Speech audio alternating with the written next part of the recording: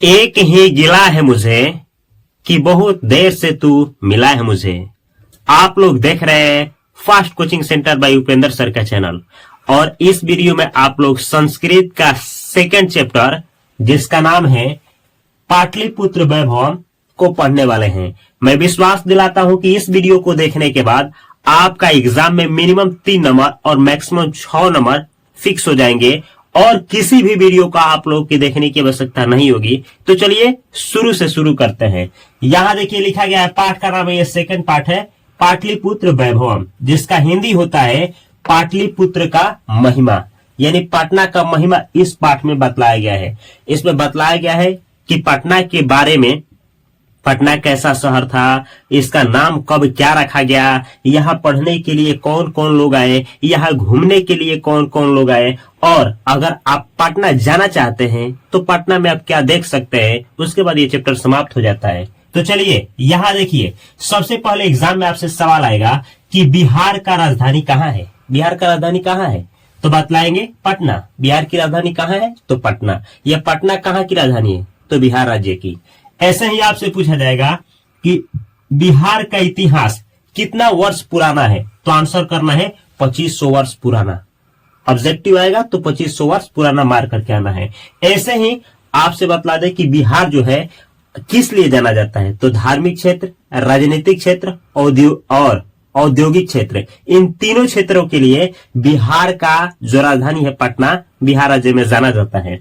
अब बतलाते हैं कि बिहार में कौन कौन से लोग हुए जो विदेश से बिहार में घूमने पटना आए थे, जो कि एग्जाम में पूछा जाता है कि कौन विदेशी यात्री भारत घूमने आए थे या पटना घूमने आए थे। तो आप आंसर क्या करेंगे 2 नंबरिया क्वेश्चन का, ये है विदेशी यात्री जिनका नाम है मेगास्थानीज। पहला नाम आता है मेगास्थानीज का। ये मेगास्थानीज क्या थे तो यूनान का राजदूत। पूछा जाएगा मेगास्थानीज कौन था तो यूनान का राजदूत। ये यूनान का राजदूत कौन था तो मेगास्थानीज। अब थोड़ा सा बतला दे आप लोगों को, जब मेगास्थानीज पटना में आए थे तो उस समय पटना का जो राजा थे वो थे चंद्रगुप्त मौर्य। ये मौर्य किन वंश के राजा थे तो मौर्य वंश का राजा, मौर्य वंश का संस्थापक जो थे ये चंद्रगुप्त मौर्य थे। इनकी मां का नाम मूरा था और गुरु का नाम चाणक्य था। ये चंद्रगुप्त मौर्य जो थे ये बहुत शक्तिशाली राजा थे, बहुत ज्यादा शक्तिशाली राजा। ये बतलाते हैं, मेगास्थानीज बतलाते हैं अपने संस्मरण ग्रंथ में, मेगास्थानीज लिखे हैं। अब बतलाते हैं कि जब चंद्रगुप्त मौर्य पटना के राजा थे, जिस समय चंद्रगुप्त मौर्य के समय ही मेगास्थानीज आए थे, तो ये बताते हैं कि उस समय पटना का जो शोभा एवं रक्षा व्यवस्था था वो अत्यंत उत्कृष्ट था। कब? जब मेगास्थानीज पटना आए थे और वहां के राजा कौन थे चंद्रगुप्त मौर्य। लेकिन यह भी बताते हैं मेगास्थानीज कि प्रियदर्शनी अशोक सम्राट के समय पटना का जो चमक दमक और महिमा था बहुत उत्तम था।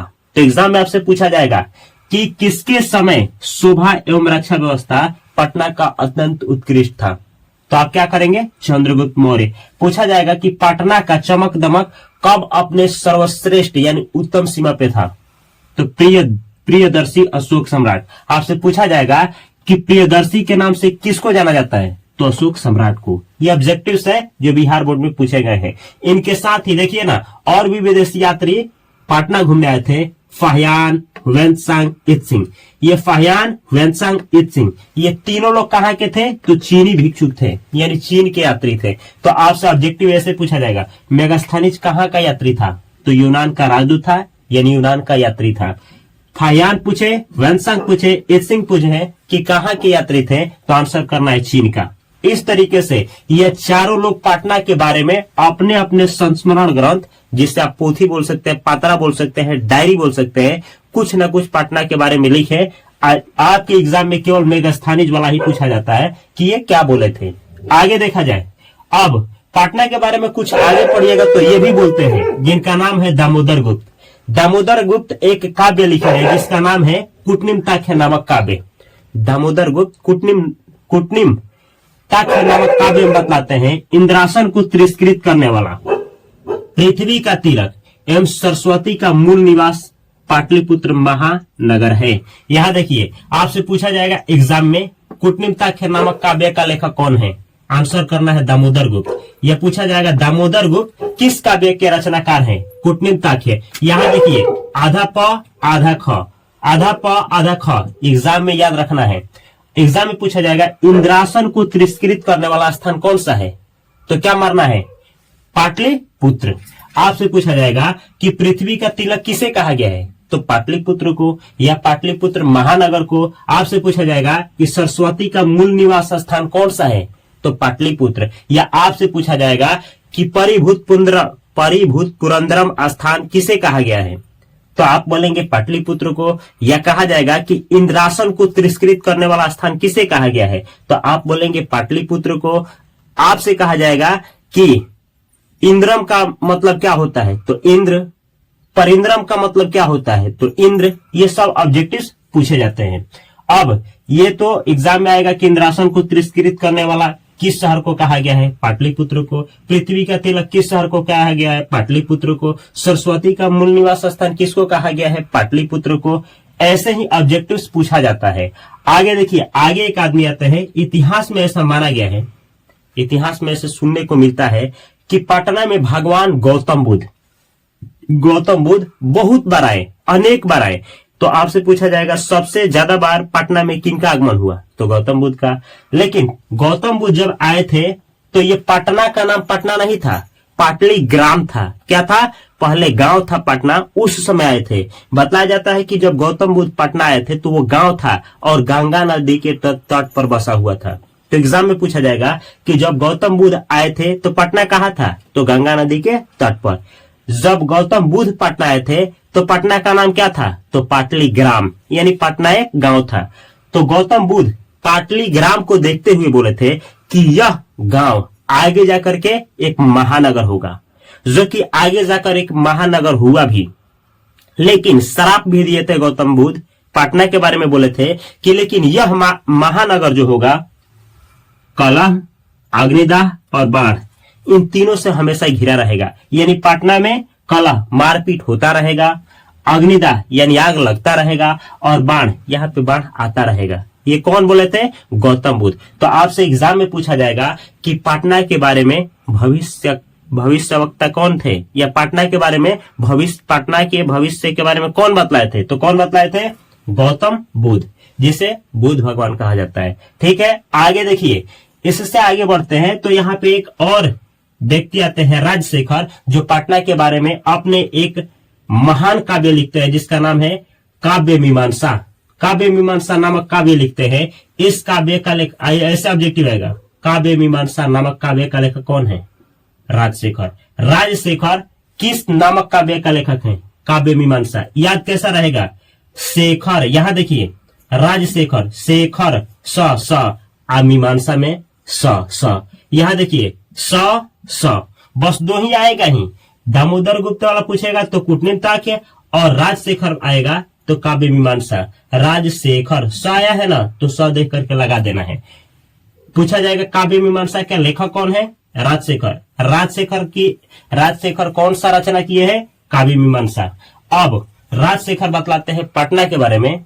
जब काव्य मीमांसा पढ़िएगा, इस काव्य में बतलाते हैं कि पटना जो था पहले पढ़ाई का केंद्र था। यह बहुत विद्वान लोग पढ़ने के लिए आते थे, जैसे वर्ष, उपवर्ष, पाणिनि, पिंगल, व्याधि, वररुचि और पतंजलि। ये वो लोग हैं जो पटना में आए, शिक्षा ग्रहण किए और पूरा विश्व में अपना प्रसिद्धि हासिल किए। कहा जाता है पाणिनि जो है इनको संस्कृत व्याकरण, आधुनिक संस्कृत व्याकरण का जनक माना जाता है। पतंजलि जो है ये योग सूत्र जो होता है, योग जो दिया है, योग सूत्र का जनक या संस्थापक माना जाता है पतंजलि को। तो ये लोग बहुत महान थे जो पटना में आए थे और पटना में ही शिक्षा हासिल किए थे। तो आपसे पूछा जाएगा ऑब्जेक्टिव्स में कि पटना में कौन कौन से विद्वान लोग शिक्षा हासिल किए थे या परीक्षा पास किए थे, तो यही नाम लिख करके आना है। अब देखिए, इससे आगे बढ़ा जाता है तो ऐसे सुनने को मिलता है कि कुछ प्राचीन पुराण और कुछ प्राचीन ग्रंथ है। जैसे आप नाम सुने होंगे मुद्रा राक्षस का, एग्जाम में आता है। मुद्रा राक्षस एक नाटक है जिसका लेखक कौन है, विशाख दत्त। मुद्रा राक्षस एक नाटक है जिसमें आपको क्या मिलेगा, मुद्रा राक्षस नाटक का लेखक कौन है, विशाख दत्त। अब मुद्रा राक्षस नाटक में ये आपको पढ़ने को मिलता है कि लिखा गया है कि पहले पटना जो था एक गांव था, बाद में यह पाटलिपुत्र हुआ। अब पाटलिपुत्र का नाम दूसरे पुराणों ग्रंथों में मिलता है पुष्पपुर या कुसुमपुर। तो आपसे पूछा जाएगा कि पुष्पपुर या कुसुमपुर पाटना का नाम कहाँ मिलता है, तो पुराने प्राचीन पुराण एवं ग्रंथों में। यानी यह पूछा जाएगा कि पुराने ऐसे प्राचीन पुराण एवं ग्रंथों में किसका नाम पुष्पपुर या कुसुमपुर मिलता है, तो पाटलिपुत्र का। तो पहले पटना का नाम क्या था, पाटलीग्राम, बाद में इसका नाम क्या पड़ा, पाटलिपुत्र। अब पाटलिपुत्र क्यों पड़ा, थोड़ा ध्यान से सुन लीजिए। पाटलिपुत्र इसलिए पड़ा कि बहुत से ऐसे लोगों का मानना है कि पहले ना पटना में चारों तरफ पटना में फूल का खेती होता था, पाटल फूल का खेती होता था, तो पाटल फूल से ही पाटलिपुत्र नाम पड़ गया। पटना का नाम पाटल फूल से ही क्या पड़ा, पाटलिपुत्र। और कहा जाता है कि पटना में ही गुलाब का फूल का खेती होता था। ये पुतली का कोई रचना है, उसमें बतलाया गया है, इसीलिए पाटलिपुत्र से इसका नाम पड़ा पुष्पपुर या कुसुमपुर। तो पहले पाटलीग्राम था, तब पाटलिपुत्र हुआ, तब पुष्पपुर हुआ और तब कुसुमपुर हुआ। पुष्प का मतलब होता है फूल और कुसुम का भी मतलब होता है फूल। तो आपसे पूछा जाएगा कि पटना में किसका खेती होता था, तो फूल का आंसर मार करके आना है। अब इससे आगे जाए तो ये बतलाया गया है कि जैसे विशाख दत्त की कहानी बतलाए कि विशाख दत्त क्या लिखे, मुद्रा राक्षस। तो उसमें आपको पढ़ने को मिलता है कि शरद ऋतु में, पटना की बात हो रही है कि पटना में प्राचीन काल में शरद ऋतु में गुप्त वंश के शासन काल में, देखिए शरद ऋतु बोला जाता है ठंडी के मौसम को। देखिए ठंडी में आदमी गुप्त हो जाता है, मतलब रजाई या कमरा उड़ करके घर में छुप जाता है। तो शरद ऋतु यानी गुप्त वंश। तो बोला जाएगा शरद ऋतु में गुप्त वंश के शासन काल में पटना में एक महोत्सव मनाया जाता था जिसका नाम है कौमुदी महोत्सव। एग्जाम में ऐसे पूछा जाएगा कौमुदी महोत्सव कहाँ मनाया जाता था, पटना महानगर में। कौमुदी महोत्सव कब मनाया जाता था, गुप्त वंश के शासन काल में। कौमुदी महोत्सव कब मनाया जाता था, तो ये नहीं देगा तो शरद ऋतु में। या शरद ऋतु में पटना में कौन सा महोत्सव मनाया जाता था, कौमुदी महोत्सव। गुप्त वंश के शासन काल में पटना में कौन सा महोत्सव मनाया जाता था, तो आपसे ऑब्जेक्टिव में दिया जाएगा कौमुदी महोत्सव। आपको बतला दें कौमुदी महोत्सव जब मनाया जाता था प्राचीन काल में तो बहुत लोग इकट्ठे होते थे और बहुत प्रसन्न होते थे। सेम ऐसे जैसे आज के डेट में दुर्गा पूजा के अवसर पर लोग पटना में धूमधाम से जश्न मनाते हैं। अच्छा, ये कौमुदी महोत्सव कब किस अवसर पर मनाया जाता था, तो जैसे दुर्गा पूजा के अवसर पर। अभी दुर्गा पूजा जब मनाया जाता है तो पहले भी दुर्गा पूजा मनाया जाता था, इसी अवसर पर कौमुदी महोत्सव भी मनाया जाता था। आगे आपको बतला दे कि पटना के बारे में कहा जाता है कि ऐसे ही सिलसिला चलता रहा और ऐसे ही जो यहाँ की गुरुकुल की परंपरा है चलती रही, शिक्षा की परंपरा है चलती रही। और आगे कहा जाता है कि आता है मध्यकाल। पटना में मध्यकाल में बहुत सारी घटनाएं घटती है, जैसे मध्यकाल में पटना का विकास ही रुक जाता है। एग्जाम में पूछा जाएगा पटना का विकास कब अवरुद्ध हो गया था, मध्यकाल में। एक और घटना घटती है कि पटना का जो पहले क्या नाम था, तो आपसे बतलाए पाटलीग्राम, तब रखा गया पाटलिपुत्र, और तब इसी का नाम है पुष्पपुर कुसुमपुर, जो कहीं पुराणों और ग्रंथों में लिखा गया है। तो पाटलिपुत्र का नाम कब पटना पड़ा, तो सुन लीजिए मध्यकाल में। एग्जाम में पूछेगा कि पाटलिपुत्र का नाम पटना कब रखा गया, तो मध्यकाल में। आपसे बतला दे कि पटना नाम कब पड़ा, मध्यकाल में। आइए पटना नाम आया कहां से, तो पतन शब्द से। पटना में बहुत सारे बंदरगाह हैं। पतन का मतलब क्या, पतन मतलब बंदरगाह। तो पटना में पहले ऐसा माना जाता है कि बहुत बंदरगाह थे, वहीं से पतन शब्द निकला और पतन शब्द से ही क्या निकल गया, पटना शब्द। तो ये मध्यकाल की बात है। मध्यकाल में पटना का विकास रुका था और मध्यकाल में ही पाटलिपुत्र का नाम पटना हो गया, जो कि पतन शब्द से निकला हुआ है। आगे देखिए, इस तरीके से जो रुका हुआ विकास था, ये फिर मुगल वंश के शासन काल आता है तो विकास शुरू हो जाता है पटना का।